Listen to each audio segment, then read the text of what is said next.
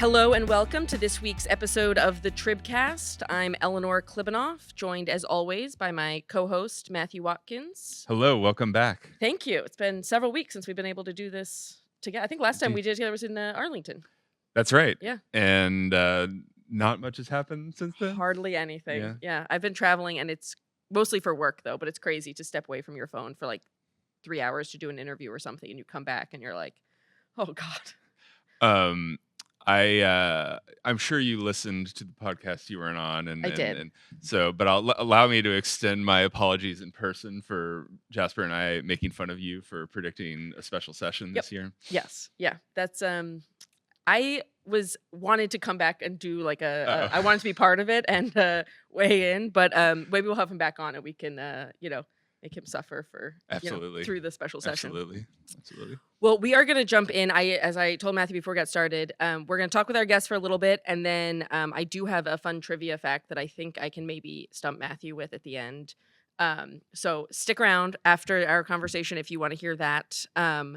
But a lot, as you said, a lot to talk about. So we'll go ahead and jump right in. We are joined by a very special guest all the way from Washington, D.C., Georgetown law professor Steve Vladeck. Thanks for joining us. Thanks, Eleanor. Matthew, great to be with you. And many of you probably know him as former UT law professor Steve Vladeck. Yeah. He's a reformed Longhorn. Yes. Yeah. He had to get to D.C. to escape it. I'll just say that the Georgetown athletics don't quite have the same vibe and energy and excitement as the Texas athletics. I could believe that. They've at times had a good basketball team, It's been a minute. I mean, I knew we were in trouble when they asked me if I still had any eligibility left.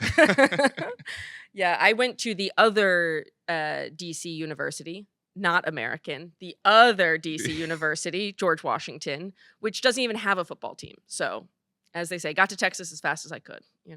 Sometimes I wish my school didn't have a football team. We've asked another TexPat DC resident this question. Steve, what do you miss most about Texas? Man, I think probably some combination of breakfast tacos and the winter weather compared to what we get in the Northeast. That's fair enough. Wrong answer. If you had said HEB, they might have sent you a goodie basket. Yeah, Patrick Svitek said HEB, and they sent him. My family complains about not having HEB all the time. We've been on a quest to find a local ice cream store that has cookies over Texas, or some variation thereof. Someone tells me you're not finding that in DC. So HEB, if you're listening and you want to send some cookies over Texas to Washington, let me know.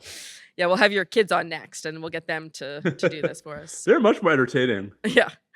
Well, we invited you on to talk about the exciting end to a exciting Supreme Court term. As usual, they got us out of here before the 4th of July and got themselves onto their summer vacations. Why don't you tell us a little bit, just to start, like what your big takeaways are from this Supreme Court term, the sort of the headlines for you? Sure. I think in one sense, yes, the court is off for its summer recess, Eleanor, but one of the big headlines to me actually is that the term is really not over because, at least formally it goes till October. Usually no one cares. But the court has been so inundated with emergency applications, with cases that have reached the court, out of the normal flow of boring technical appellate processes, including 19 already from the Trump administration. And those have been some pretty big cases, whether it's, birthright citizenship or, alien enemies removals or mass firings of federal employees. And so, to me, the real sort of top line takeaway is that this term has already been dominated not by the sort of traditional big ticket cases that we're used to talking about, but by all of these late breaking emergency applications, in the mine run of which the majority of the court has sided, at least temporarily, with President Trump. Is there, if anyone wanted to read a book about this process of things happening off the main docket, where would you point them?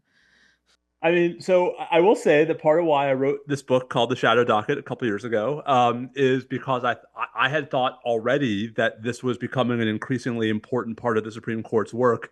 I think this term proved that in spades. And it's important in a couple of respects. It's important because we're not used to thinking about the Supreme Court as a 24/7, 365 operation. It's important because when the court rules on these emergency applications, it's rare for the court to actually explain what it's doing, let alone to do so in any detail. And so you get these cryptic orders that folks look at online and say, well, wait a second, where's the opinion? There usually isn't one.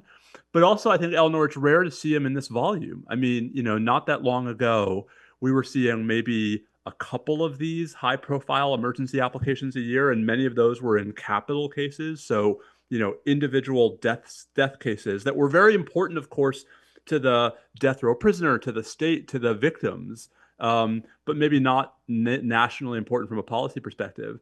Now we're seeing one of these a week, and I think that's problematic wholly apart from the results that the Supreme Court's reaching in those orders, because you have the Supreme Court issuing massively important decisions and doing very, very little to explain why, and putting policies into effect without explaining whether or not they're even legal. And so, that really is a fundamental shift in what the Supreme Court's doing in ways that, at least to this point, have favored the Trump administration without actually upholding almost any of its policies. Right. Yeah, interesting. It does feel like, I mean, when you look at even the cases that sort of came out at the end of term, like the high profile cases, like some of them moved through the normal, like years long process to get to the Supreme Court. But some of them are things that, have really only popped up since January. That's right. And so, I think it really is a tale of two terms. And I apologize to Charles Dickens for that reference. But it's a tale of two terms in the sense that you do have like this, regular docket, which has some big cases on it. I mean, Skermeti about, upholding Tennessee's ban on gender affirming medical care for transgender adolescents. You have, the Mahmoud case about whether parents can opt their children out of having to read books in public schools that have LGBTQ plus thematic elements in them. I mean, those are massively important decisions.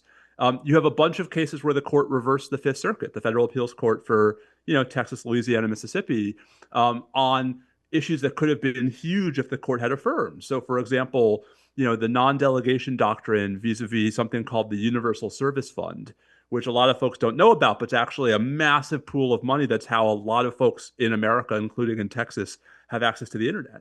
And so those were big cases by any metric. But given the sort of contrast between those cases and what really feel like fundamental rule of law cases about, whether migrants have a right to due process before they're designated alien enemies and removed from the country, about whether, the president can unilaterally change what it means to be entitled to birthright citizenship. I guess, Eleanor, that's why it feels unusual as we sit here when the court has finished up what we might call the sort of regular part of its work, but the Trump rule of law stuff is ever ongoing.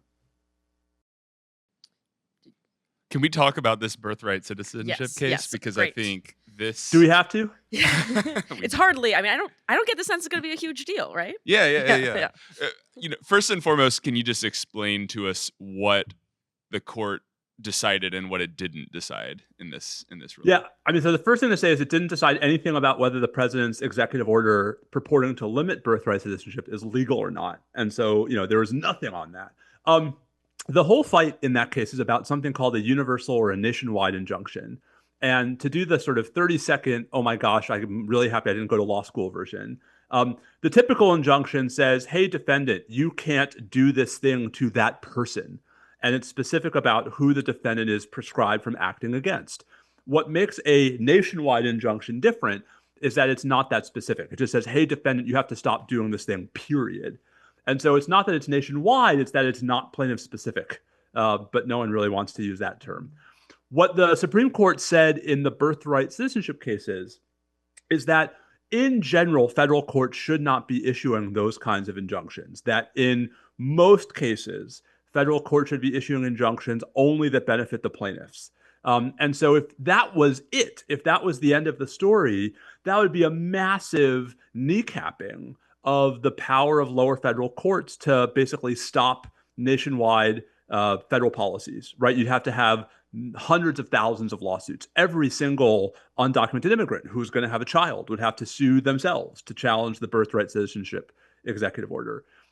What is messy about last Friday's ruling in the birthright citizenship case is that the court hasn't closed the door to other ways that plaintiffs, both in these cases and in other cases, could still try to get some kind of broader nationwide relief. They could try something called a nationwide class action, where a handful of plaintiffs represents everyone in the country who is like them, and then in order that benefits them, ends up benefiting everybody. Or even Justice Barrett's majority opinion, in which she said we're getting rid of universal injunctions, had a caveat, unless she says you have to provide nationwide relief to give the plaintiff everything that they're asking for. And so, what's really frustrating, guys, to me about this case is it's a huge deal analytically because of how it curtails the power of lower federal courts. How big a deal it is practically really depends on what happens next, as opposed to anything that the court actually did or said on Friday. These nationwide injunctions have been a headache for administrations of both parties. You have written and talked about in the past about, our Texas District Judge Matthew Kacsmaryk, who has been known to issue a lot of those, or was known. Yeah, and Judge Reed O'Connor, and Judge Wesley Hendricks, and Judge Texas. I don't know that Texas necessarily came up with this idea, but Texas certainly has used this nationwide injunction trick a lot. Exactly.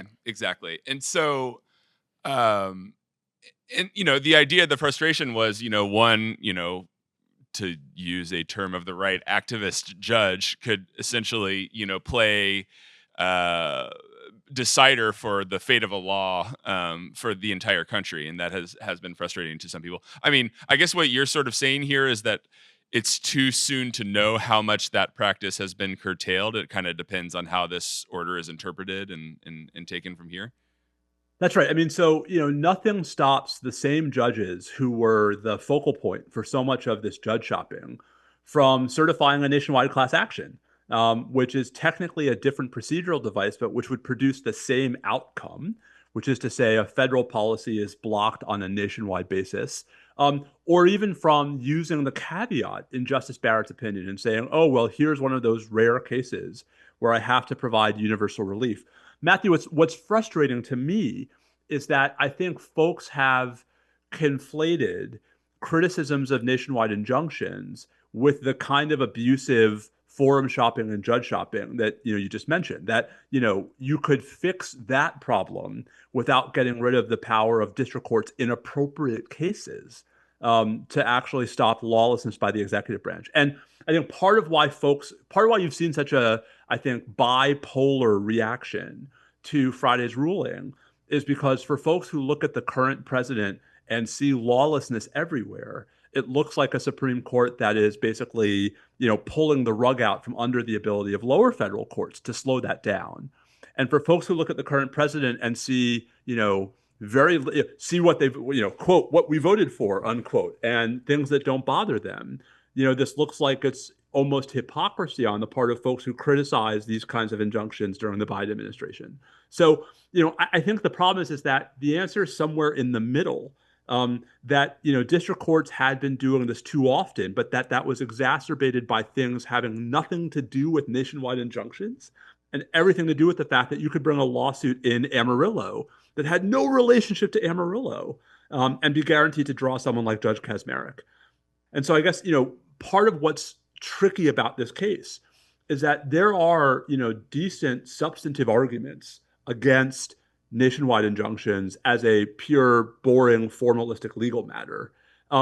What is exasperating is that the Supreme Court took this moment at this, in this context, and frankly, in these cases, to, hand down that mandate, to draw that line in the sand. Right. I mean, it is interesting. I mean, and I think this is something like Justice Gorsuch has been very outspoken about. Like the nationwide injunction is a relatively new thing. Like we've basically didn't have them for a long time, where judges weren't issuing them, and then suddenly this has become a thing that really has taken off. And like, what do you see as the reality if, like, let's say this sort of does end up playing out and is curtailed?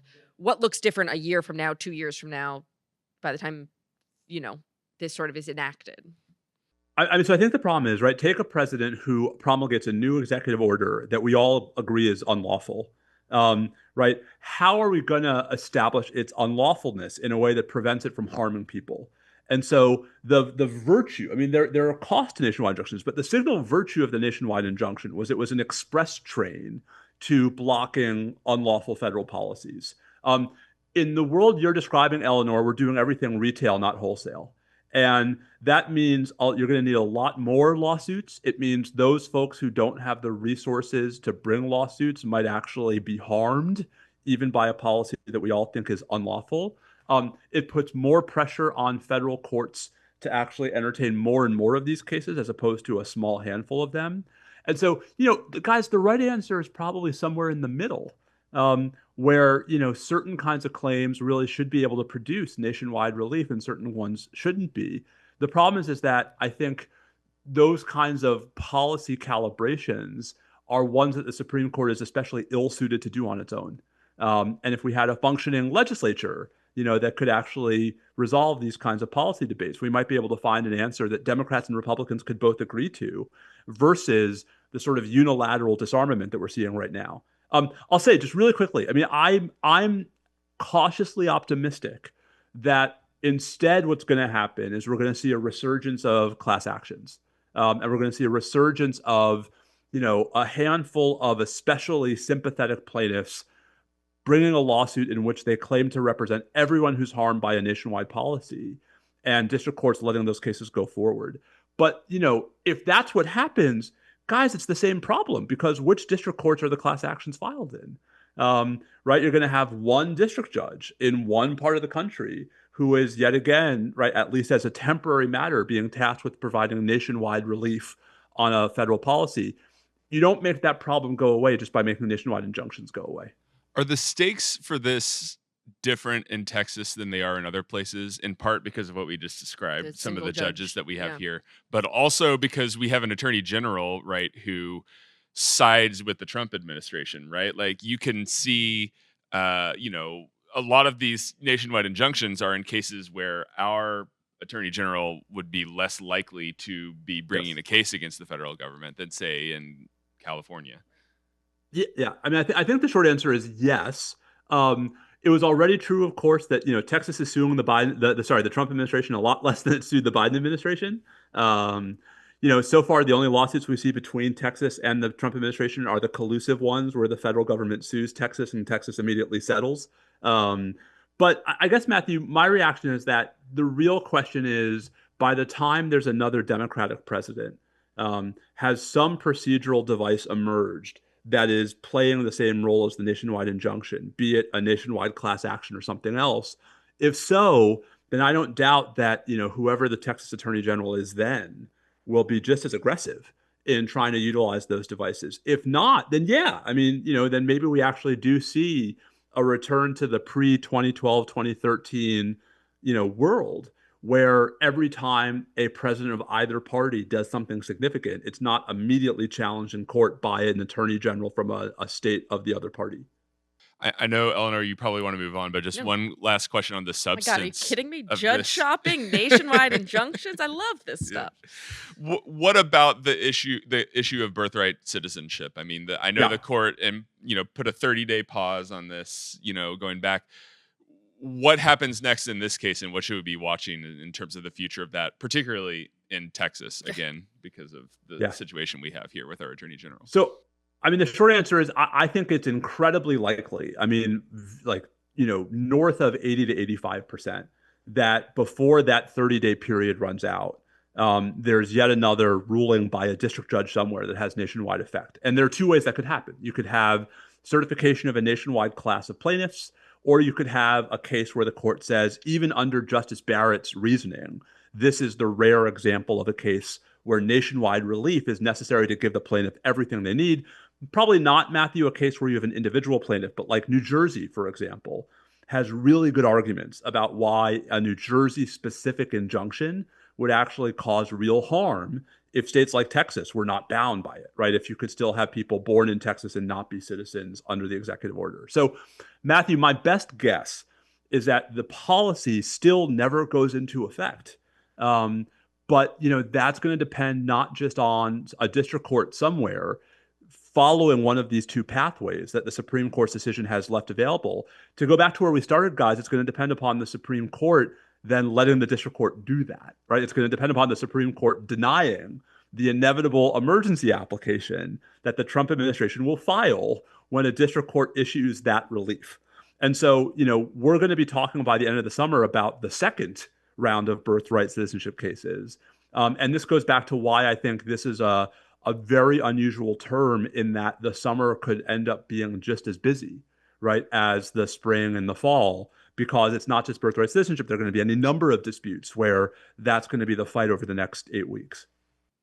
Wow, yeah. I mean, certainly not like playing out maybe as the original dividers of our powers imagined all of this would go. I do want to talk about some of the like you said, the more substantive cases that came up. You mentioned Scrimeti, Mahmoud. We here obviously had Free Speech Alliance v. Paxton. What stands out to you about sort of the court's rulings on these cases that are all around sort of similar ideas and similar topics?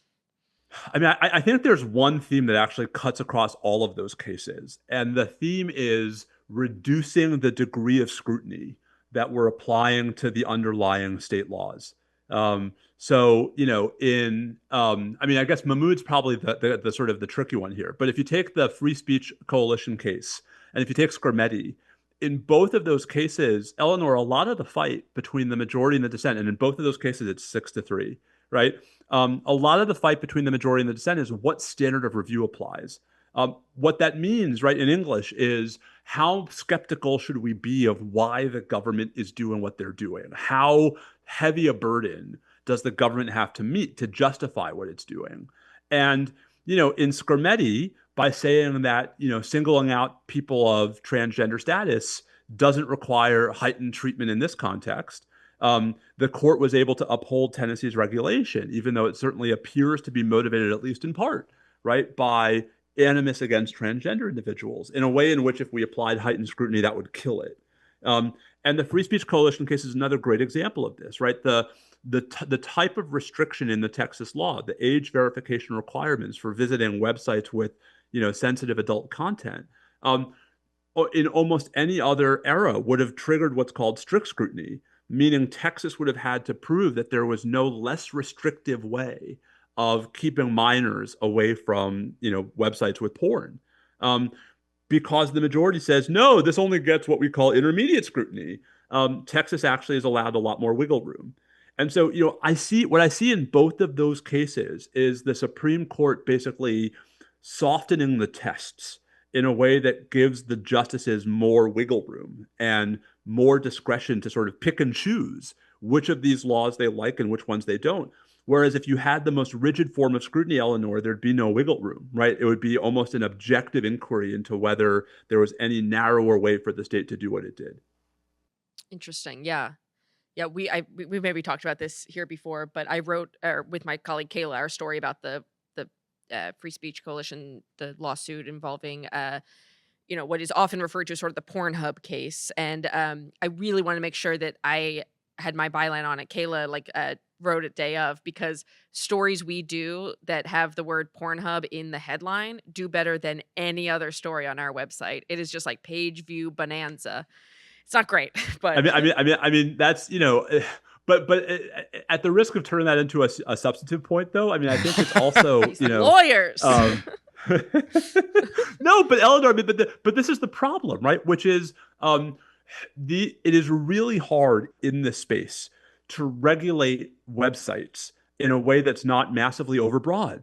And, historically, overbreadth is a huge concern for First Amendment purposes. We don't want states, even if they have the most absolutely compelling interests, we don't want them chilling speech that's otherwise constitutionally protected. We don't want, adults who wish to remain anonymous, who don't want to share this information with the state, to have to sort of see their speech rights chilled unless there's no other way to do this. And so, Eleanor, it's the visibility of these kinds of websites that makes this actually, I think, less of a difficult First Amendment case than it should have been. And part of why the majority opinion relaxing the standard of scrutiny is to me so problematic, right? It's like no one thinks kids should have access to porn websites. The issue is how much should adults be the collateral damage when states are trying to implement that policy. It, if I remember from reading your article correctly, the minority in this case seemed to suggest that had this issue been held up to strict scrutiny, Texas may still have prevailed. I mean, it does seem like, there are not a lot of other great ways to prevent kids from looking at porn, and I'm just curious, like, what you think about, had they reviewed the case in the way that you feel they should have, do you think they would have Yep. come to a different outcome? I mean, so the whole case would have been litigated differently. It would have been discussed differently, right? Because Matthew, then the question would have been, can Texas, can sort of Texas or can the challengers identify any other way that would have been less restrictive to reach the same goal? And if the answer was no, then yeah, it would have survived strict scrutiny, and it would have been upheld. And so that's my concern, right? My concern is not that the Supreme Court upheld Texas's age verification law. The concern is how much violence are you doing to the doctrine in ways that are going to affect plenty of other cases. And the reason why this matters, I mean, guys, the Supreme Court's deciding, 55 of these cases a year, but the lower federal courts are deciding hundreds and thousands of them. And so, I get nervous when, even in the context of a compelling fact pattern, the Supreme Court waters down the standard of scrutiny, because it means that in other contexts where maybe we're not all on the same side of as the state, right, it gives the state room to do things that I think are potentially quite nefarious. Well, and that's like what these websites argue, right? Is that like adult websites, pornography websites are like the canary in the coal mine for whittling away at free speech. It's so, like they're kind of easy to go after. But it may be, and I mean, Texas's law sort of talks generally about like adult content. There has been like talk, certainly from, I've heard this from like LGBTQ advocates who say like, Yep. what prevents the state from saying, well, kids can't transition, why that's adult content to even show them information about gender transition or things like that. So, Or even things about like same-sex weddings, right? I mean, like, mhm, is that adult content because it's about topics that are too sensitive for minors? I mean, you know, I, I think we're not there yet, Eleanor, but like the sure. problem is that once the Supreme Court makes this kind of significant doctrinal step, it provides the foundation for the next step and the step after that. And so my concern about most of the big cases on the normal side of the Supreme Court's docket this term is that 10, 15 years from now, we're going to look back on them as the sort of early steps of bigger and more troubling shifts in all of these doctrines. Well, that is sort of my question. I mean, to sort of wrap it up is like, this is year one of the Trump administration, right? I mean, if we can Whew. believe it, we've got three more. What do you think, it looks like by the end of the Trump administration Yeah. if we sort of stay on this path? I don't know. And I think, anyone who says they know, I think is selling something. What's really striking about the Trump cases of the last, I don't know, 5, 6 months is, in only one of them did the court say anything positive on the merits in favor of what President Trump wanted to do. Only when President Trump fired members of the National Labor Relations Board and the Merit Systems Protection Board, only on that emergency application did we see any sign from the Supreme Court that they're likely to agree with Trump on the merits. Almost every other case, right, either is on procedural grounds or the court said nothing. So, Eleanor, I'm really interested in what we might call the second generation Trump cases. When these cases start getting to the Supreme Court on the merits, when the question is, are all of these policies legal, as opposed to, are you the right plaintiff? Did you sue in the right court? Are you entitled to an emergency stay? What do we see from the Supreme Court? And, I think we saw a lot from the court over the last couple of months that leads me to worry that there aren't 5 votes to push back fairly aggressively against what, to my view, is unprecedented lawlessness from President Trump. But what's really striking about the, sort of the bill, the butcher's bill for the entire term, is that the Supreme Court hasn't really committed itself on that question. It's just sent a whole lot of signals, many of which are to me concerning, but not necessarily conclusive. Hmm. Interesting. So much more to watch and not the end of the term in any meaningful way. But, we We'll just have to do this again. Yeah, serves as a marker of some kind. Yes. Yeah. I just love how in all branches of government, all the times that used to be quiet are no longer quiet. Yes. It really, Yeah, really we've does got special wonders for our sessions vacations and shadow and everything like that. dockets. Yeah, it's great. Well, thank you so much for joining us, Professor. Like I said, we're gonna kick you off now, and now I'm gonna give Matthew my trivia question. But thank you so much Thanks for having me, joining guys. us. Yeah. Great having you. Well, so to be clear, I don't necessarily think this will stump you because I think you will. I think maybe you've even been there, but I'm curious how quickly you can get this, which is Okay. that over the weekend, Mhm. I made a pilgrimage to an important Texas location. I was up near Wichita Falls, very North Texas. Booked up. Dang it! I really was gonna do a whole Oh. No, that's fine. I went to Larry McMurtry's hometown in Archer City, Mhm. and it is no longer booked up due It's to not. some sort of legal thing. It is the Larry McMurtry Literary Center. It was at one time 400,000 books that he collected in 4 bookstores across Archer City. Mhm. Population like 1,000. Yeah, or like something. 1,200. Yeah. They Chip and Joanna Gaines bought it for a while, Mhm. sold it back to, or gave it, I don't know, to what is now the Larry McMurtry Literary Center. Mhm. It was amazing. Have you been? I have not. I really want to go. Yeah. I have big regrets. My friend Josh, one of my oldest friends, and a big reader as well, and a big fan of Lonesome Dove. We talked about going when he had the sale, because basically Yes, yeah. when he was getting up in age, he sold a whole bunch of the books because he didn't want to leave his kids with 400,000 books, which Did not diminish it by much, I'll be honest. Yeah. but we never made it out. Mm. It's Archer City is a tough place to get to, but I am determined to get there at some point. Yes, it was. They're now down to just one bookstore, and the woman who was working there, who's like a part of the organization now, gave me a little tour. It was great. I bought several books. I do need an advance on my paycheck now to get me through the rest of the month for the amount of money I spent on books. But she told me that to get the books out of booked up 2 across the street to booked up 1, they got the whole Archer City football team to just move them Wow. across the highway, which is great. So Archer City is the basis for oh man, now I'm forgetting the name of the fictional city, Talia, Texas, Yeah. in Last Picture Show. Have you read or seen Last I have Picture Show? seen it. I have not read it. Okay. Great movie, also a great book. The football team in the movie is notably terrible. So maybe the carrying of the books, that was also, supposed to be like 70 years ago. So maybe they've improved since Right. then. Yeah. I will say I bought a copy of Walter Benjamin at the Dairy Queen, which is his sort of reflections of growing up in this town. Mhm. And then I went and ate at the Dairy Queen, which was, I'll be Nice. honest, the only place that was open in town. But it was great. It was a real Texas pilgrimage. Yeah. Have you read Lonesome Dove? Yes. So I read Lonesome Dove in high school. I would like to reread it, but I read it in high school. I did not know that he wrote, oh gosh, and now Terms of Endearment? Terms of Endearment Mhm. and Brokeback Mountain.